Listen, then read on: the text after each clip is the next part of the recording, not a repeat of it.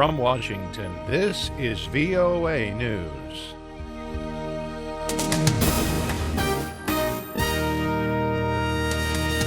I'm David Byrd reporting. U.S. Secretary of State John Kerry meets with his Iranian counterpart to work out details on a nuclear agreement.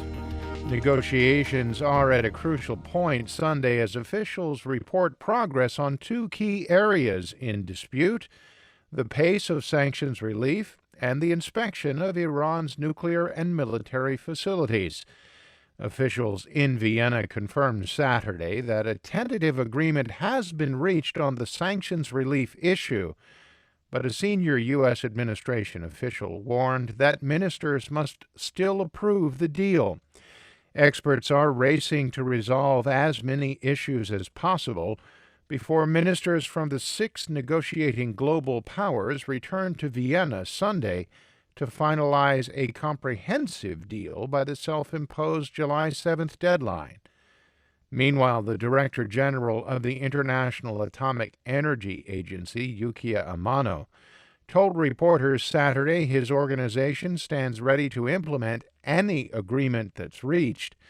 Amano said that he saw progress when he visited Iran on Thursday, but that more work needs to be done. His comments were seen as a positive development. Egyptian President Abdel Fattah al-Sisi made an unannounced visit to the Sinai Peninsula Saturday to pay tribute to what he calls military heroes who are standing up to Islamic extremist violence. Mr. al-Sisi told the troops that to say that everything is under control is not enough. The situation is totally stable. The Islamic State affiliate in Egypt, calling itself the Sinai Province, is claiming responsibility for most of the recent attacks on soldiers, police, and civilians in the Sinai. For more on these stories, please visit our website, voanews.com. This is VOA News. Syrian troops backed by Lebanese Hezbollah militia fighters began a major offensive Saturday under the cover of intense airstrikes to retake a rebel-held mountain resort. Opposition fighters retaliated by shelling the Syrian capital, Damascus. Meanwhile, the Islamic State released a video showing 25 men being executed by what appears to be teenagers in an ancient amphitheater in the Syrian city of Palmyra. Tunisian President Baji Qaid el-Sebsi declared a 30-day state of emergency Saturday after a purported Islamic State terrorist massacred 38 people at a tourist beach last week. Islamic State is claiming responsibility for the June 26th attack. 30 of the victims were British tourists. Others were from Belgium, Germany, Ireland, Portugal, and Russia.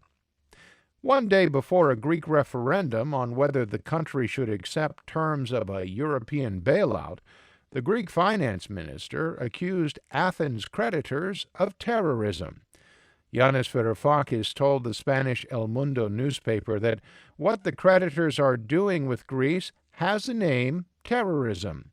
He said that Brussels and the Troika want a yes vote to win so they could humiliate the Greeks. In Athens, meanwhile, Yale University political scientist Stathis Kalivas says a no-vote victory Sunday could have drastic economic consequences. If the no wins, then the Greek government is probably going to go to Brussels to negotiate, is going to probably face a refusal from its partners because of its tactics, which have destroyed any sense of trust.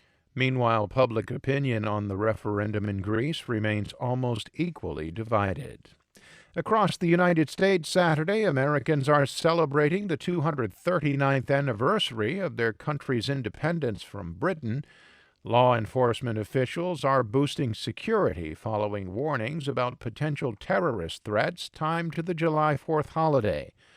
U.S. President Barack Obama used his weekly media address to wish all Americans a happy 4th of July. We remember as well that this is the day when, 239 years ago, our founding patriots declared our independence, proclaiming that all of us are created equal, endowed by our Creator with certain unalienable rights, including the rights to life, liberty, and the pursuit of happiness. Hundreds of thousands of people are pouring into Washington for a concert and massive fireworks display on the National Mall Saturday night.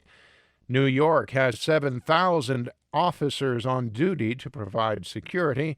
Chicago has its police force working 12-hour shifts to cover the Grateful Dead concert, ball games, and the 4th of July. I'm David Byrd. That's the latest world news from VOA.